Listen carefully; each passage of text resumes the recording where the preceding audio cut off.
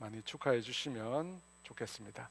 하나님 말씀 같이 보겠습니다. 마태복음 11장 20절에서 30절 말씀입니다. 마태복음 11장 20절에서 30절 말씀, 저와 여러분이 한 목소리로 다 함께 읽도록 하겠습니다.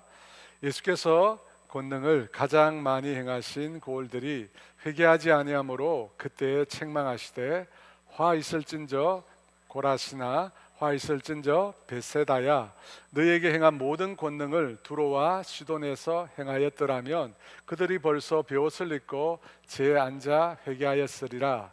내가 너희에게 이르노니 심판날에 두로와 시돈이 너희보다 견디기 쉬우리라. 가브나움아, 내가 하늘에까지 높아지겠느냐? 엄부에까지 낮아지리라. 내게 행한 모든 권능을 소돔에서 행하였더라면 그 성이 오늘까지 있었으리라. 내가 너희에게 이르노니 심판날에 소돔 땅이 너보다 견디기 쉬우리라 하시니라. 그때 예수께서 대답하여 이르시되, 천지의 주제이신 아버지여, 이것을 지혜롭고 슬기 있는 자들에게는 숨기시고 어린아이에게는 나타내심을 감사하나이다. 옳소이다. 이렇게 된 것이 아버지의 뜻이니이다. 내 아버지께서 모든 것을 내게 주셨으니 아버지 외에는 아들을 아는 자가 없고 아들과 또 아들의 소원대로 계시를 받은 자 외에는 아버지를 아는 자가 없느니라. 수고하고 무거운 짐진 자들아, 다 내게로 오라. 내가 너희를 쉬게 하리라. 나는 마음이 온유하고 겸손하니 나의 멍에를 메고 내게 배우라. 그리하면 너희 마음이 쉼을 얻으리니 이는 내 멍에는 쉽고 내 짐은 가벼움이라 하시니라. 주보에 나와 있지 않는 강건데 제가 예배를 드리려고 들어오니까 꼭 부탁을 좀 드렸어요. 신의 악단이라는 영화가 있다고 하는데 그 영화가 참 좋대요. 우리 크리스찬들이 보면 꼭 좋겠다고. 제가 그 악단 영화사에서 나온 건 아니고요. 저도 그 영화를 소개로 봤는데요. 뭐 보는 시간도 좋지만 지나고 나서 아주 울림이 있는 영화입니다.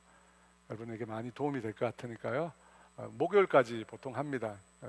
설명절이 오기 때문에 판교에도 하니까 여러분 시간 내셔서 꼭 관람하시면 여러분에게 도움 될 것 같습니다. 기도하겠습니다.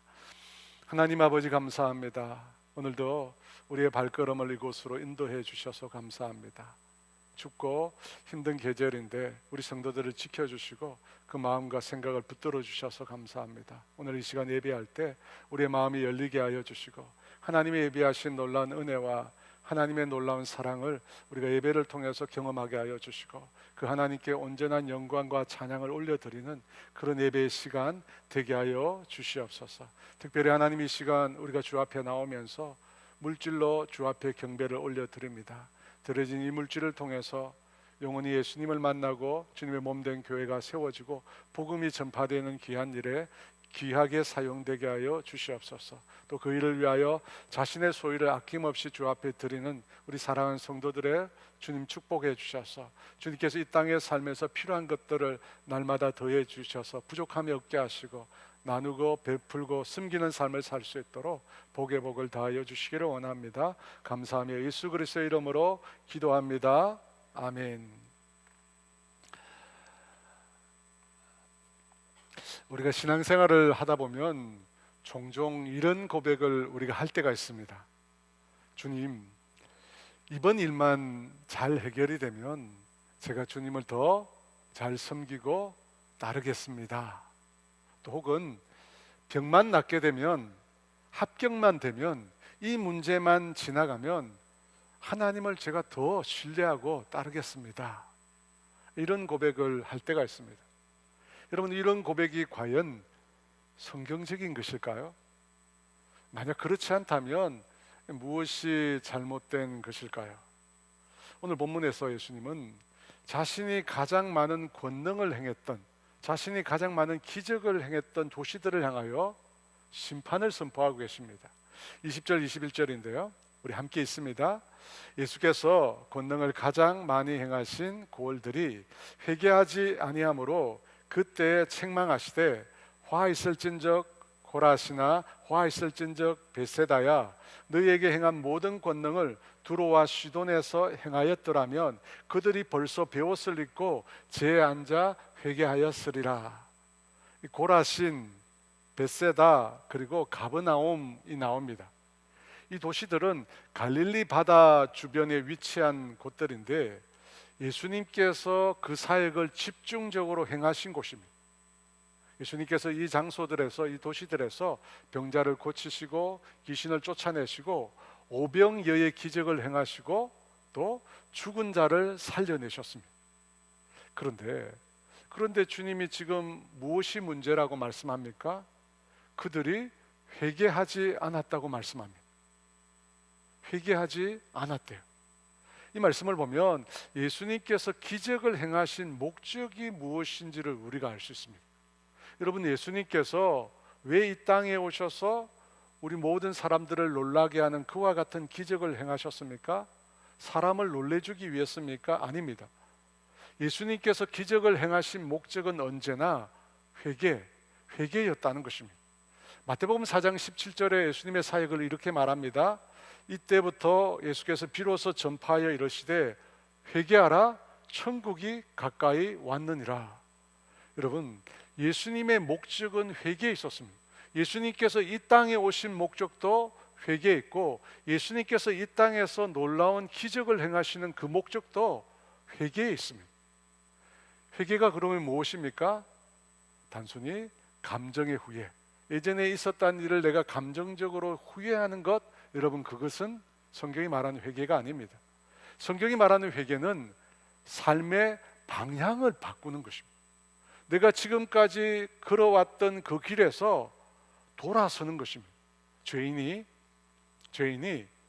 자신을 중심으로, 자기가 주인된 삶을 중심으로 살아가는 그 삶에서 돌아서서 하나님을 중심으로, 하나님께서 내 인생의 주인된 삶으로 전환하는 것, 여러분, 그것을 회개라고 합니다.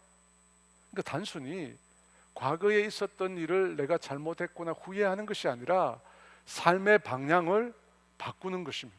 나 중심에서 사는 삶에서 하나님 중심으로 돌아서는 삶을, 돌아서는 그 행위를 여러분 회개라고 하는 것입니다. 근데 여러분, 그 회개가 쉬울까요? 그 일은 결코 쉽지 않습니다. 사람들은 앞서 언급한 것처럼 기적을 보고 싶어 합니다. 하나님께서 뭔가 내 삶에 놀라운 일을 행해 주실 것을 원합니다. 그런데 정작 자기 삶의 중심, 내 삶의 주인됨은 하나님 앞에 내려놓기를 원치 않습니다. 왜냐하면 우리 안에는 깊은 자기가 중심된 성, 자기 중심성이라고 하는 것이 우리 안에 깊이 뿌리를 내리고 있기 때문입니다. 곧 그것은 여러분 죄의 본성입니다. 성경에 보면 예수님께서 아주 극단적인 표현을 때때로 사용을 하시는데요, 누가복음 14장 26절에도 그런 표현이 나옵니다. 우리 같이 한번 읽어보겠습니다.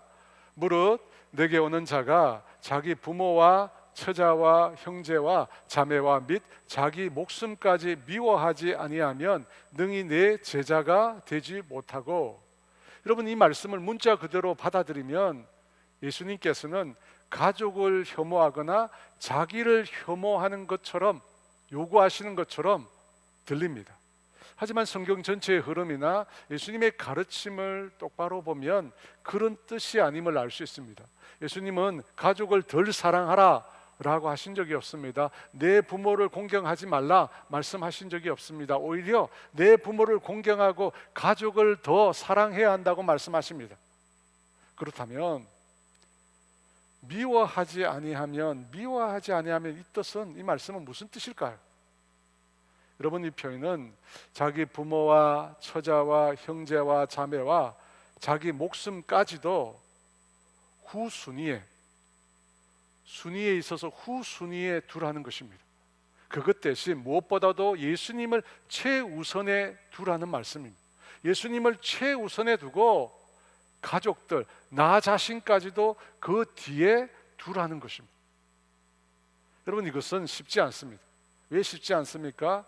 우리의 본성이, 우리 안에 있는 본성이 나 자신을 맨 앞자리에 두고 싶어 하기 때문입니다.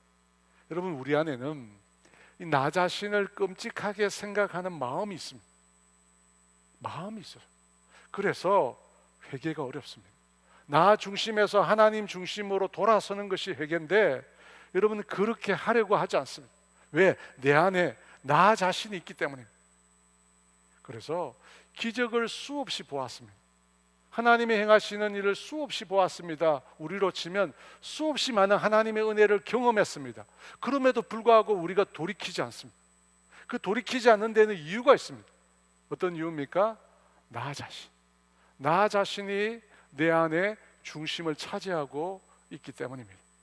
오래전에 제가 예수님을 믿은 지 얼마 안 되었을 때 저의 부러진 발목이 기도를 통해서 낫는 기적이 일어났습니다.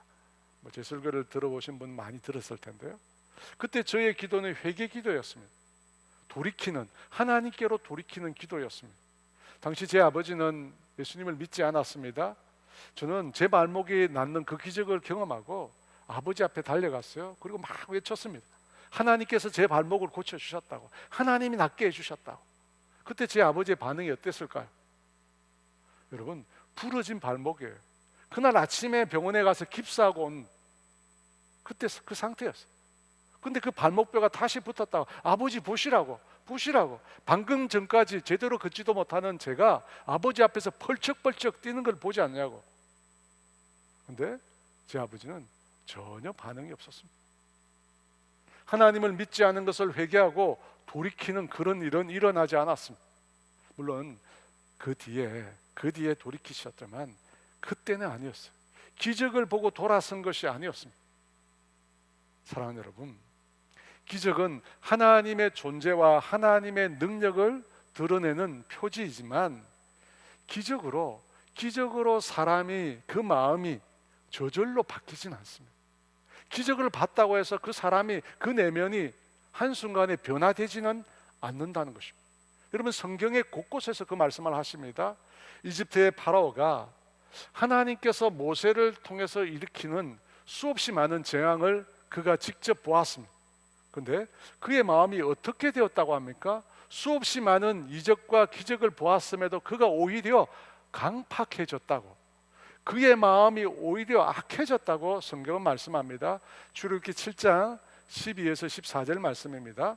각 사람이 지팡이를 던짐에 뱀이 되었으나 아론의 지팡이가 그들의 지팡이를 삼키니라. 그러나 바로의 마음이 완악하여 그들의 말을 듣지 아니하니 여호와의 말씀과 같더라. 여호와께서 모세에게 이르시되 바로의 마음이 완강하여 백성 보내기를 거절하는도다. 모세와 아론이 파라오 앞에서 그 지팡이를 던질 때 뱀이 되었습니다. 그리고 곧이어서 아론의 지팡이가 이집트 요술사의 지팡이를 삼키는 일이 눈앞에서 펼쳐졌습니다. 하지만 파라오의 마음이 어떻게 되었다고 합니까? 오히려 완악해졌다고 합니다. 하나님께서 행하시는 일을 보았음에도 자신의 잘못을 회개한 것이 아니라 오히려 더 악해졌다고 말합니다. 그때로부터 10가지 재앙이 계속해서 일어나는데 파라오는 그 재앙을 볼 때는 그 마음이 조금 유해졌다가 재앙이 지나가면 다시 그 마음이 완악해지는 것을 반복하게 됩니다. 그리고 마지막 10번째, 이집트의 모든 장자들이 목숨을 잃게 됩니다. 그제서야 파라오가 자신의 잘못을 인정하고 이스라엘 백성에게 그만 이집트를 떠나라고 명령합니다. 그렇게 하고 난 다음에 그 다음에 어떻게 됩니까? 출애굽기 14장 5절 말씀 같이 있습니다. 그 백성이 도망한 사실이 애굽 왕에게 알려짐에 바로와 그 신하들이 그 백성에 대하여 마음이 변하여 이르되 우리가 어찌 이같이 하여 이스라엘을 우리를 섬김에서 놓아 보냈는가 하고 바로와 그 신하의 마음이 변했다고 합니다. 여러분, 인간의 마음이 얼마나 간사한지 모릅니다. 인간의 마음이 얼마나 변덕이 심한지 모릅니다. 그런데 파라오만 그랬을까요? 광야의 이스라엘 백성도 마찬가지였습니다. 그들 또한 매일 만나를 먹으면서도 온갖 불평과 불만을 반복했습니다. 민수기 14장 22절 말씀입니다. 같이 있습니다. 내 영광과 애국과 광야에서 행한 내 이적을 보고서도 이같이 10번이나 나를 시험하고 내 목소리를 청종하지 아니하는 그 사람들은 10번이나 10번이나 하나님을 시험하고 하나님의 목소리를 청종하지 않았다고 합니다. 여러분, 열이라고 하는 숫자는 많은 횟수를 의미합니다. 수없이 많이 이집트 땅에서, 광야에서 이스라엘 백성은 하나님의 행하신 이적을 보았습니다. 하나님께서 행하신 놀라운 일을 그들이 직접 보았습니다. 그럼에도 하나님을 불신했다고 합니다. 하나님을 향하여 원망했다고 합니다. 하나님의 말씀을 듣지 않은 것입니다. 하나님의 행하시는 있을 수 없는 일을 보았음에도 자신들의 불신과 원망을 회개하고 돌이킨 것이 아니라 어떻게 했다고 합니까? 오히려 또다시 그 마음이 완악해졌다고 성경은 말씀합니다. 그런데 여러분, 이것이 광야 생활을 했던 이스라엘 백성에게만 해당되는 문제일까요? 아니겠죠. 저와 여러분도 마찬가지입니다. 여러분, 우리도 다르지 않습니다. 여러분, 왜 그럴까요? 그것은 우리 안에 있는 죄성 때문입니다. 죄된 성품의 완악함 때문입니다. 이 죄된 성품, 죄된 본성의 특징이 뭐냐면 완악함이라는 것입니다. 고쳐지지 않는 것, 변화되지 않는 것입니다. 여러분, 하나님을 우리가 믿지 않는 이유, 하나님을 온전히 신뢰하지 않는 이유는 무지해서가 아닙니다. 우리는 알고 있습니다. 수없이 많이 하나님의 역사하심을 체험했고 은혜를 경험했습니다. 그럼에도 불구하고 알면서도 인정하지 않는 것입니다. 여러분, 이것은 의지적인 부분이에요. 의지적인 부분. 알고 있어요. 알고 있습니다. 하지만 인정하지 않습니다. 성경은 그것을 이렇게 말합니다. 로마서 1장 28절 말씀 같이 있습니다. 또한 그들이 마음에 하나님 두기를 싫어하며 하나님께서 그들을 그 상실한 마음대로 내버려 두사 합당하지 못한 일을 하게 하셨으니 사람들은 그 마음에 하나님 두기를 싫어합니다. 그 마음에 하나님이 주인 되는 것을 싫어합니다. 여러분, 모르는 것이 아닙니다. 우리가 믿지 않는 것, 하나님을 신뢰하지 않는 것은 하나님을 신뢰하기가 싫은 것입니다. 믿기 싫은 것입니다. 분명히 증거가 있습니다. 경험한 은혜가 있습니다. 그래도 원하지 않는 것입니다. 왜? 우리의 삶의 방향을 하나님께로 전환하기를 원치 않는 것입니다.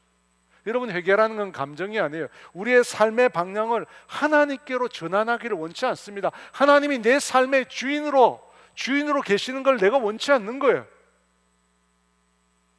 여러분, 왜 그럴까요? 왜 인간의 마음은 하나님께로 돌아서려고 하지 않습니까? 왜 돌아섰다가도 다시금 나 자신에게로 돌았습니까? 그 원인을 23절 말씀에서 우리가 확인할 수 있습니다. 우리 같이 있습니다. 가버나움아, 내가 하늘에까지 높아지겠느냐? 음부에까지 낮아지리라. 내게 행한 모든 권능을 소돔에서 행하였더라면 그 성이 오늘까지 있었으리라. 왜 회개하지 않는다고 합니까? 그들의 마음이 높아져 있었기 때문이라고 합니다. 어디까지 높아졌다고 합니까? 하늘에게까지, 하나님의 자리까지 높아져 있다고 합니다. 여러분, 이 말씀은 우리로 하여금 아담과 하와의 타락을 생각나게 하고 바벨탑 사건을 생각나게 만듭니다. 아담과 하와가 선악을 알게 하는 그 선악과를 보고 있을 때 마귀로부터 유혹을 받습니다. 어떤 유혹입니까? 하나님과 같이 될 것에 대한 유혹을 받습니다. 그런 유혹을 받고 난 다음에 그들이 어떻게 합니까? 하나님처럼 되고자 하나님이 금하신 선악을 알게 하는 나무의 실과를 먹게 된 것입니다. 하나님처럼 되고 싶어서. 사람들이 바벨탑을 쌓을 때 무엇이라고 말을 하면서 그 탑을 쌓습니까? 성읍과 탑을 건설하여 그 꼭대기를 하늘에 닿게 하자. 그 꼭대기를 하늘에 닿게 하자. 그래서 우리 이름을 내고 온 지면에 흩어짐을 면하자. 그러니까 여러분, 인간의 타락은 언제나 높아지려고 하는 마음에서 시작된 것입니다. 높아지려고 하는 마음. 우리는 그것을 가리켜 교만이라고 말합니다. 여러분, 교만으로 인하여 인간이 타락하게 된 것입니다. 교만 때문에 인간이 타락한 것입니다. 바로 그 교만 때문에 예수님을 받아들이지 않는 것이고, 바로 그 교만 때문에 예수님의 말씀을 듣지 않는 것입니다. 바로 그 교만 때문에 하나님을 내 인생의 주인으로 모시지 않는 것입니다. 사랑하는 여러분, 교만한 사람들, 그 사람들은 어떤 특징이 있습니까? 교만한 사람들은 삶에 부족함이 없습니다. 그들의 삶에는 늘 평안하고 풍족합니다. 잘 나갑니다. 여러분, 그렇게 잘 될 때는 예수님이 필요 없습니다. 왜냐하면 사는 게 너무 즐겁고 재미있고 쾌락이 많기 때문입니다. 그럴 때는 복음이 귀에 들려오지 않습니다. 예수님이 그들에게 들려오지 않습니다. 그래서 성경에 부자가 천국에 들어가기 어려운 것입니다. 부족함이 없기 때문입니다. 그래서 여러분, 잘 사는 나라일수록 복음에 대해서 지금 냉담합니다. 여러분, 구라파 너무 잘 살잖아요. 그 사람들은 복음에 대해서 그런 간절한 마음이 없습니다. 그들의 조상들은 예수님을 믿고 그렇게 간절히 하나님의 나라를 구했는데, 이제 그들이 부유해지자 다 잊어버리고 하나님 없이 살려고 하는 것입니다. 사랑하는 여러분, 그러면 복음이 언제 우리에게 들립니까?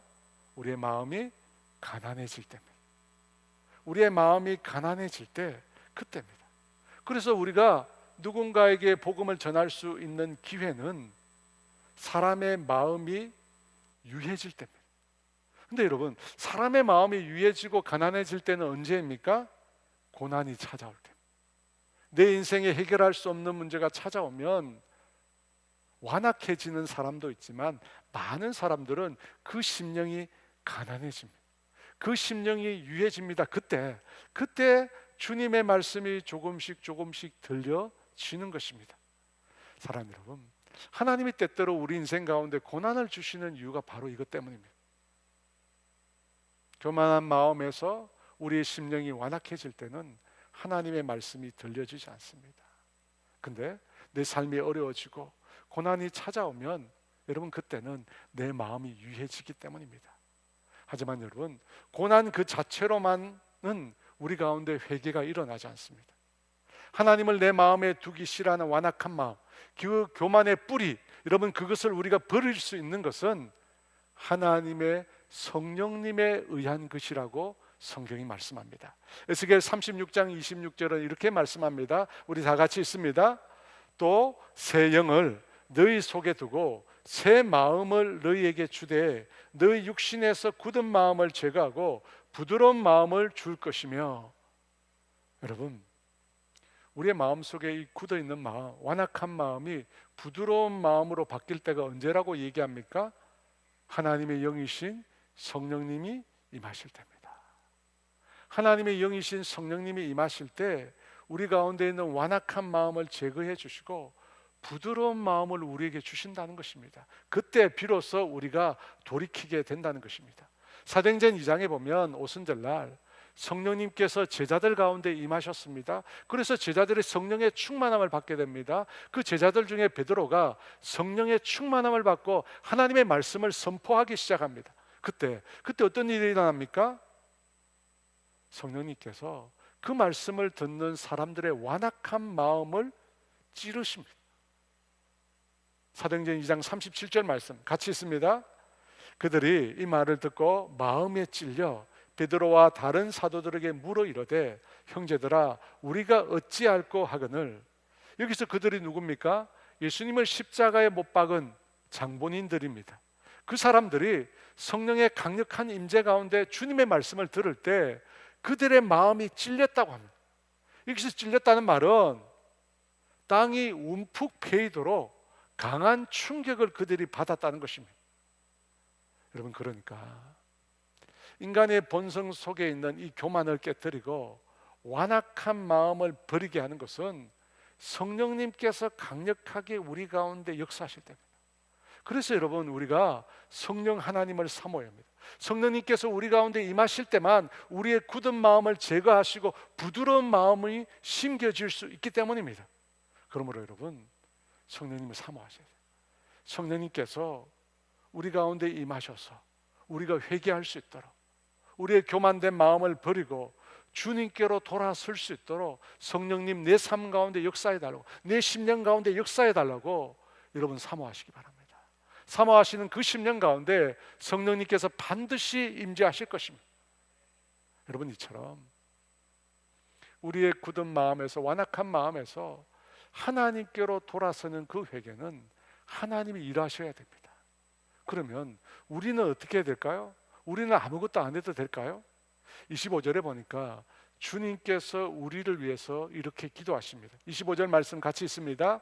그때 예수께서 대답하여 이르시되 천지의 주제이신 아버지여, 이것을 지혜롭고 슬기 있는 자들에게는 숨기시고 어린 아이들에게는 나타내심을 감사하나이다. 지혜로운 자들, 슬기로운 자들에게 숨기셨다고 말씀합니다. 그리고 어린아이에게는 나타내셨다고 말합니다. 그렇게 말씀하시면서 27절에 이렇게 말합니다. 같이 있습니다. 아버지 외에는 아들을 아는 자가 없고 아들과 또 아들의 소원대로 계시를 받은 자 외에는 아버지를 아는 자가 없느니라. 여러분, 이 말씀을 보면 의구심이 생깁니다. 아들의 소원대로 계시를 받은 자 외에는 아버지를 아는 자가 없다고 합니다. 여러분, 이 말씀을 보면 아들이 계시해 주는 자만 아버지를 알 수 있다는 것입니다. 그런데 우리가 질문이 생기잖아요. 그렇다면 예수님께서는 자신을 계시할 자와 자신을 계시하지 않을 자를 미리 정해 두시는 것인가? 왜? 자기의 소원대로 하시니까. 예수를 믿을 자와 안 믿을 자를 미리 정해 주시는 것일까? 그런 의구심이 우리에게 듭니다. 근데 여러분, 만약에 예수님께서 그렇게 자신을 계시할 자와 계시해 주지 않을 자를 미리 정하신다면 계시해 주시지 않아서 하나님을 믿지 못하고 그로 인하여 심판을 받게 된다면 그 사람은 누구의 책임 때문에 심판을 받는 것입니까? 계시해 주시지 않아서 하나님을 알지 못하잖아요. 그러면 그 책임이 누구에게 있는 겁니까? 예수님께 있게 되는 것입니다. 아들과 또 아들의 소원대로 계시를 받은 자 외에는 아버지를 아는 자가 없다는 말이 그런 뜻일까요? 만약 그런 뜻이라면 앞서 우리가 살펴본 내용과 상반됩니다. 앞에서 무슨 일을 우리가 들었습니까? 고라신, 벳세다, 가버나움에서 예수님께서 놀라운 기적을 행하셨다는 것입니다. 하나님만이 하실 수 있는 병 고침의 역사, 기적, 죽은 자를 살리시는 일을 예수님께서 행하셨습니다. 그런데 그곳에 있는 사람이 어떻게 합니까? 그 일을 보고도 회개하고 하나님께로 돌이키지 않았습니다. 예수님께서 당신이 하나님이심을 계시해 주셨습니다. 기적을 통해서 예수님께서 유일한 구원자, 하나님께 나아갈 수 있는 유일한 길임을 보여주셨습니다. 그런데 사람들이 스스로 교만하여 예수님을 그 마음에 두지 않은 것입니다. 분명히 계시해 주셨잖아요. 근데 주님께서 계시해 주셨음에도 그들이 듣지 않았습니다. 그러니까 예수님이 말씀하신 이 계시는 운명론을 말하는 것이 아닙니다. 누군가는 믿도록 정해져 있고 누군가는 믿지 않도록 정해져 있는 게 아닙니다. 예수님이 말씀하신 계시는 뭡니까? 선택할 수 있도록 주님께서 계시를 주셨다는 것입니다. 요한복음 5장 40절에 그래서 이렇게 말합니다. 같이 있습니다. 그러나 너희가 생명을 얻기 위하여 내게 오기를 원하지 아니하였도다. 사람들이 원치 않았다는 거예요. 주님은 다 계시해 주셨어요. 주님은 다 자신의 구원자이심을 보여주셨습니다. 그런데 사람들이 원치 않은 거예요. 사랑 여러분, 하나님께서 만물을 창조하셨는데 그 만물 중에 유독 특별히 사람만은 특별한 존재로 지으셨습니다. 하나님의 형상을 입은, 하나님의 형상을 지닌 존재로 창조하셨습니다. 그래서 여러분, 사람이 하나님과 교제가 가능한 것입니다. 하나님의 형상으로 지어졌기 때문입니다. 그런데 하나님의 이 형상이라는 말 중에 핵심 중에 하나가 있는데 그게 바로 뭐냐면 인격이라는 뜻입니다. 하나님은 사람을 인격을 지닌 존재로 지으셨습니다. 지정의. 여러분, 이 지정의라고 하는 이 인격의 핵심이 뭐냐면 자유의지, 자유로운 선택에 있습니다. 내 의지를 따라서 내가 선택할 수 있다는 것입니다. 여러분, 이것이 인격의 핵심입니다. 그러니까 아들의 소원대로 계시를 받은 자 외에는 하나님을 아는 자가 없다는 말은 아들이 선택권을 주셨다는 거예요. 각 사람에게 선택권을 준 거예요. 예수님을 믿고 따를 것인가, 예수님을 거부할 것인가, 선택권을 주셨습니다. 여러분, 예수님을 믿고 구원을 얻는 것과 믿지 않아 심판을 받는 것은 미리 정해진 일이 아닙니다. 결정되어 있다면 그것은 운명론이고 그것에 대한 책임은 하나님께 있는 것입니다. 하지만 결정되어 있지 않다면, 주님이 우리에게 선택권을 줬다면 그 책임은 이제 누구에게 있는 것입니까? 바로 저와 여러분에게 있는 것입니다. 사랑하는 여러분, 주님은 모든 죄인으로 하여금 당신에게 나아올 수 있는 길을 제시하셨습니다. 예수님이 오셔서 말씀하셨잖아요. 나는 곧 길이요 진리요 생명이니 나로 말미암지 않고는 아버지께로 올 자가 없다고. 예수님께서 유일한 길임을 말씀해 주셨습니다. 이제 선택은 누구에게 달려 있습니까? 우리 각 사람에게 달려 있습니다. 우리 각 사람이 선택하는 것입니다. 같은 예수님을 만났던 두 사람이 있습니다. 한 사람은 가룟 유다고 한 사람은 베드로입니다. 두 사람은 같은 말씀을 들었고 같은 기적을 보았고 같은 주님과 3년 동안 동행했습니다. 그런데 그들의 결과는 각기 달랐습니다. 가룟 유다는 예수님을 팔고 자신이 받은 그 은 30 때문에 스스로 목숨을 끊게 됩니다. 베드로도 예수님을 모른다고 3번씩 부인하며 저주까지 했습니다. 그럼에도 그는 후에 돌이킨 후에 초대교회를 이끄는 위대한 신앙의 지도자가 되었습니다.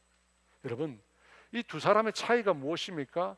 예수님께서 가룟 유다는 배신자로 선택하고 베드로는 교회의 지도자로 선택했기 때문입니까? 아닙니다. 그렇지 않습니다.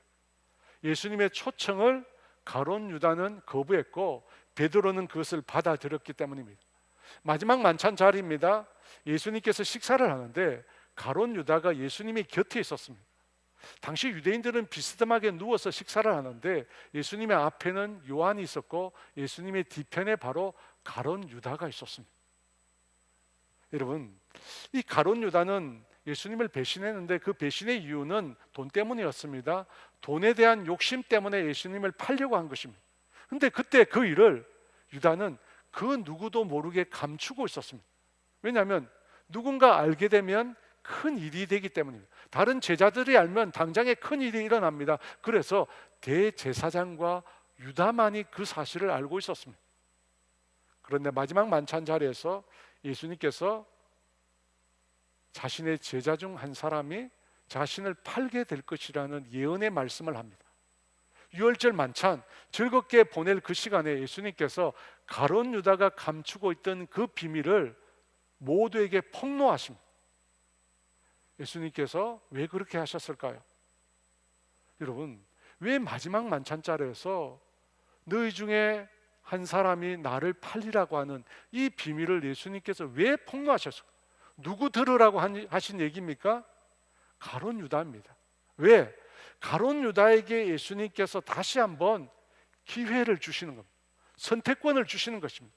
다시 한번 자신의 계획을 재고할 기회를 예수님이 그에게 부여하시는 것입니다. 마지막으로 선택의 기회를 주신 겁니다. 하지만 유다는 어떻게 합니까? 그것을 거부하고 예수님을 떠나갑니다. 예수님이 주신 마지막 기회마저 그가 거부했습니다. 그 결과 어떻게 된 거예요? 사탄의 종이 되어서 예수님을 팔게 되었고 그로 인하여 비참한 최후를 맞게 된 것입니다. 여러분, 가룟 유다가 그런 심판을 받은 것은 그가 선택한 거예요. 예수님이 선택권을 줬고 그가 선택한 것입니다. 여러분, 선택한 거예요. 저와 여러분에게도 선택권을 주셨습니다. 오늘 성경에 보니까 주님께서는 두 부류의 사람에 대해서 언급하십니다. 25절 말씀인데요, 같이 읽어볼까요? 그때 예수께서 대답하여 이르시되 천지의 주제이신 아버지여, 이것을 지혜롭고 슬기 있는 자들에게는 숨기시고 어린 아이들에게 나타내심을 감사하나이다. 두 부류가 나오죠. 근데 여러분, 또 우리가 의구심을 가진 이상한 표현이 나옵니다. 지혜롭고 슬기 있는 자들에게는 숨겼다고 합니다.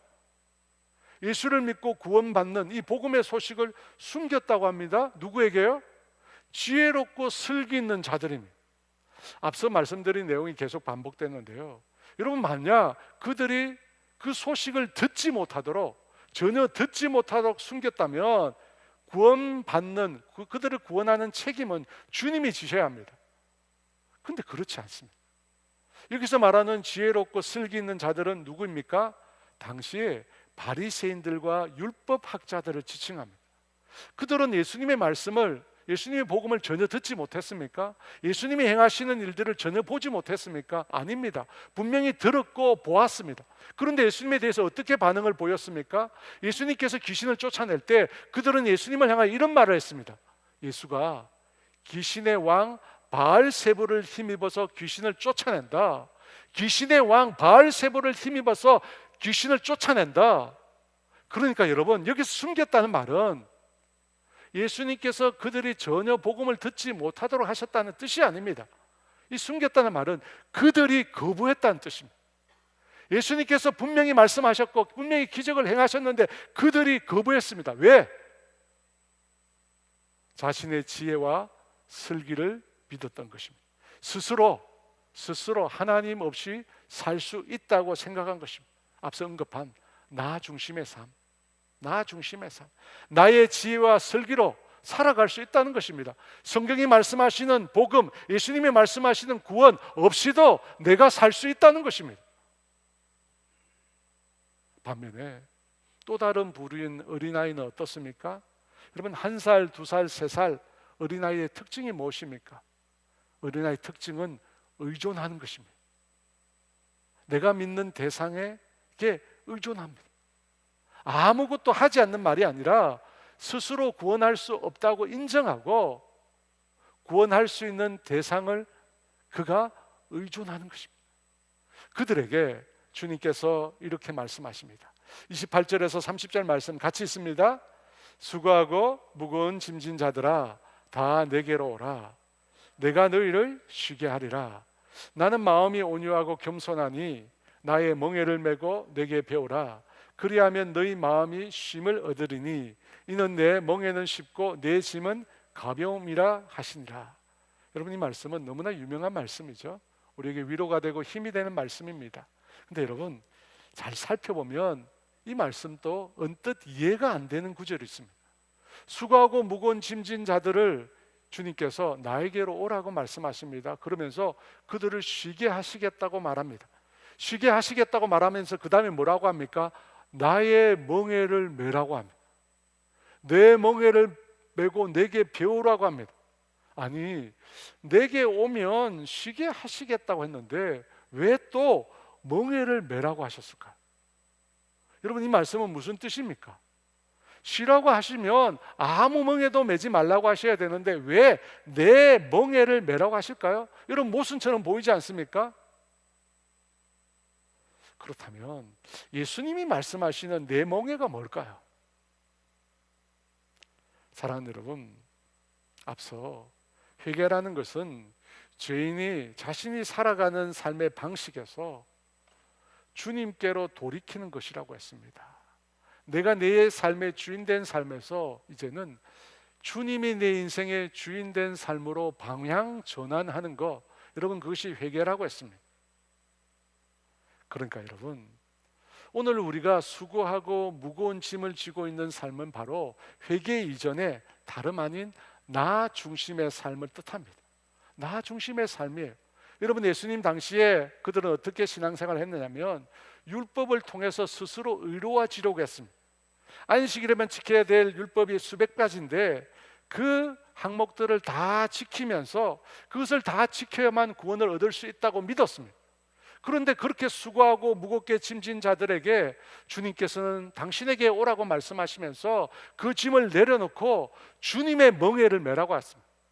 그렇다면 주님의 멍에가 뭘까요?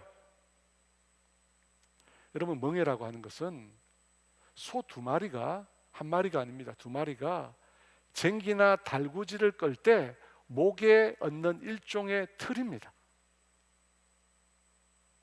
그러니까 주님께서 내 멍에를 메라고 한 것은 무슨 뜻이냐면 혼자 지는 멍에가 아닌 것입니다. 주님과 함께 지는 그 멍에를 메라는 뜻입니다. 여러분, 주님과 함께 멍에를 메면 어떻게 될까요? 주님이 그런 말씀하십니다. 내 멍에는 쉽고 내 짐은 가볍다고 합니다. 왜 함께 멍에를 지는데 그 멍에가 쉽고 가벼울까요? 주님이 져주시기 때문입니다. 예수님 당시 사람들이 지고 있던 무거운 짐, 나 중심으로 내 힘으로 살려고 했던 삶, 스스로 의로워지기 위해서 버둥거렸던 그 삶, 율법을 지켜야 구속 얻는다는 그 압박들, 여러분 그것을 지고 가다가 사람들이 다 무너집니다. 사람들이 다 무너져. 근데 주님께서는 오셔서 그 짐 대신 내 멍에를 메라고 합니다. 인간이 질 수 없는 그 맹어를 메라고 합니다. 왜? 주님이 져주시겠다는 거예요. 주님이 져주시겠다. 그 죄의 짐을 주님이 져주시겠다는 겁니다. 여러분 죄의 짐뿐입니까? 아닙니다. 우리 인생이 가지고 있는 모든 짐을 주님이 함께 져주십니다. 함께 주십니다. 십자가를 지고 예수님께서 함께 우리 인생의 짐을 져주십니다. 사랑하는 여러분, 어린아이가 잘하는 것이 뭐냐면 의지하는 거예요. 어린아이가 잘하는 게 뭐냐면 맡기는 겁니다. 엄마 내가 다 할게, 내가 다 할 수 있어. 어린아이가 아닙니다. 한두 살 어린아이가 그런 말을 하지 않습니다. 엄마 도와줘. 엄마 도와줘. 엄마가 대신 해줘. 맡기는 것입니다. 여러분 우리 인생이 다 잘하는 성인 같지만 영적으로 보면 그렇지 않습니다. 우리의 존재가 미약합니다. 여러분 우리가 인생에 경험하는 문제들, 삶의 문제들 우리가 질 수 있습니까? 질 수 없습니다. 주님이 함께 져주셔야 합니다. 그래서 베드로전서 5장 7절은 우리에게 이렇게 말씀합니다. 같이 있습니다. 너희 염려를 다 주께 맡기라. 이는 그가 너희를 돌보심이라. 여러분 주께 맡기라고 합니다. 여러분 맡겨야 돌볼 수 있습니다. 나 중심의 삶, 내 인생의 주인으로 사는 삶은 자신의 인생의 무거운 짐을 지고 가는 삶입니다. 여러분 그 짐을 지고 가다가 얼마나 우리가 많이 곰핍해서 넘어집니까? 주님은 오늘 우리에게 말씀하십니다. 우리에게 선택권을 주십니다. 주님께 내 인생의 방향을 바꾸라고 하십니다. 인생을 전환하라고 합니다. 이제 주님이 내 인생의 주인 된 삶을 살라는 것입니다. 주님이 주인 된 삶은 어떤 것입니까? 주님께 내 인생의 짐을 다 맡겨드리고 주님의 맹회를 함께 매는 것입니다. 그 맹회를 함께 매면 주님이 어떻게 합니까? 우리 인생의 짐을 대신 져주시겠다는 것입니다. 여러분 맡기는 것은 공을 던지는 것과 마찬가지입니다. 여러분 공을 던지면 내 손에 공이 없어야 합니다. 근데 많은 사람들이 공을 던지는데 여전히 내 손에 공을 쥐고 있습니다. 여러분 그것은 던진 것이 아닙니다. 주님께 던져야, 내 손에서 놓아야 비로소 우리 인생 가운데 쉼이 찾아오는 것입니다. 그러므로 여러분 그 주님께 던지십시오. 여러분 그것이 주님이 주인 된 삶입니다. 그렇게 던지실 때 주님께서 우리를 돌봐 주실 것입니다. 오스왈드 샌더스라고 하는 분이 적은 모래 위에 발자국이라는 글이 있습니다. 이런 내용입니다. 어느 날 밤 꿈을 꾸었네. 주와 함께 바닷가 거니는 꿈을 꾸었네. 하늘을 가로질러 빛이 임한 그 바닷가 모래 위에 두 쌍의 발자국을 보았네. 한 쌍은 내 것, 또 한 쌍은 주님의 것. 거기서 내 인생의 장면들을 보았네. 마지막 내 발자국이 멈춘 그곳에서 내 인생의 길을 돌이켜 보았을 때 자주 내 인생의 길에는 오직 한 쌍의 발자국만 보였네. 그때는 내 인생이 가장 비참하고 슬펐던 계절이었네. 나는 의아해서 주님께 물었네. 주님, 제가 당신을 따르기로 했을 때 당신은 저와 항상 함께 하신다고 약속하셨잖아요. 그러나 보세요, 제가 주님을 가장 필요로 했던 그때 거기에는 한 쌍의 발자국밖에 없었습니다. 주님은 저를 떠나 계셨나요? 주님께서 대답하셨네. 나의 귀하고 소중한 아이여, 나는 너를 사랑하였고 너를 조금도 떠나지 않았단다. 너의 시련의 때, 고통의 때에도 내가 본 오직 한 쌍의 발자국, 그것은 나의 발자국이었느니라. 그때 내가 너를 등에 업고 걸어노라. 사랑하는 여러분, 수고하고 무거운 짐진 자들아 다 내게로 오라고 했습니다. 내가 너희를 쉬게 하리라고 했습니다. 내가 주인 된 삶을 이제 내려놓고 주님이 주인 된 삶으로 방향을 전환하십시오. 그러면 주님께서 우리에게 진정한 쉼을 주실 것입니다. 여러분, 우리 인생에 진정한 쉼, 안식을 주실 분은 주님밖에 없습니다. 그렇게 나 중심에서 회개하고 주님께로 돌아서는 저와 여러분 모두가 되시기를 주의 이름으로 축원합니다. 다 같이 일어나서요. 주 예수 나의 산 소망이라는 찬양, 이 찬양 들으면서 정말 우리의 참된 소망이 되시는 그 주님께 저와 여러분이 돌이키기를 원합니다. 저와 여러분이 지고 있는 인생의 짐들을 그분께 맡겨드리는 그런 시간 되기를 원합니다. 주 예수 나의 산 소망 함께 찬양합니다. 깊은 절망에 수렁 가운데 주님께 닿을 수 없던 우리 어느 밤중에 하늘을 향해 주의 이름 나 부르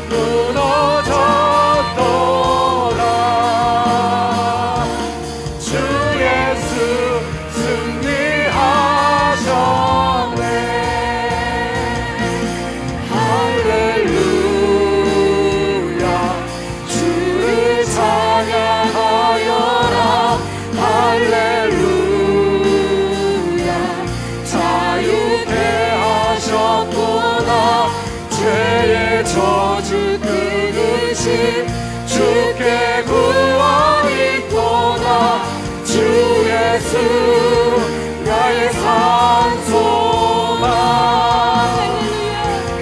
할렐루야 주를 찬양하여라 할렐루야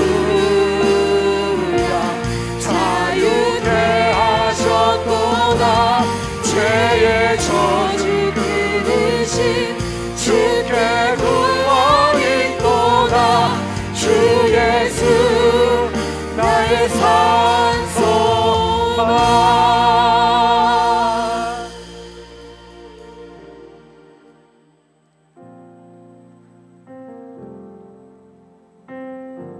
사랑하는 여러분, 우리의 마음속에 그런 고백이 있습니다.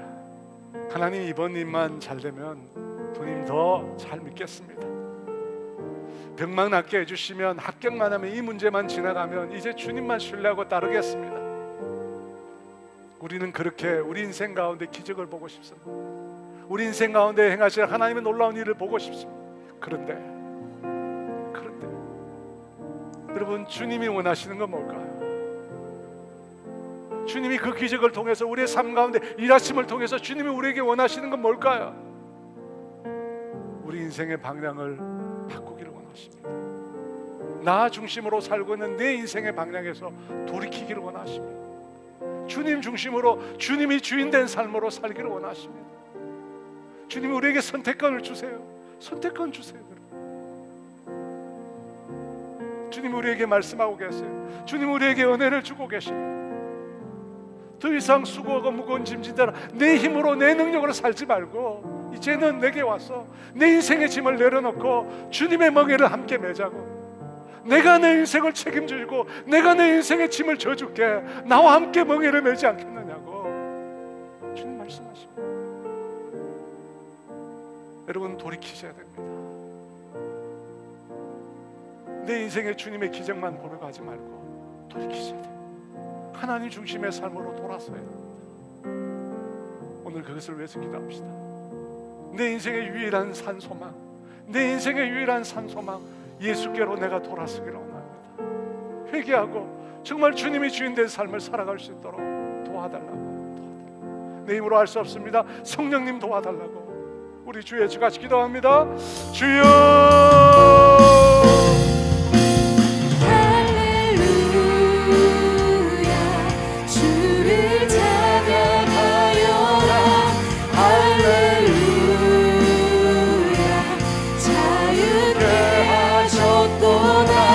죄의 저주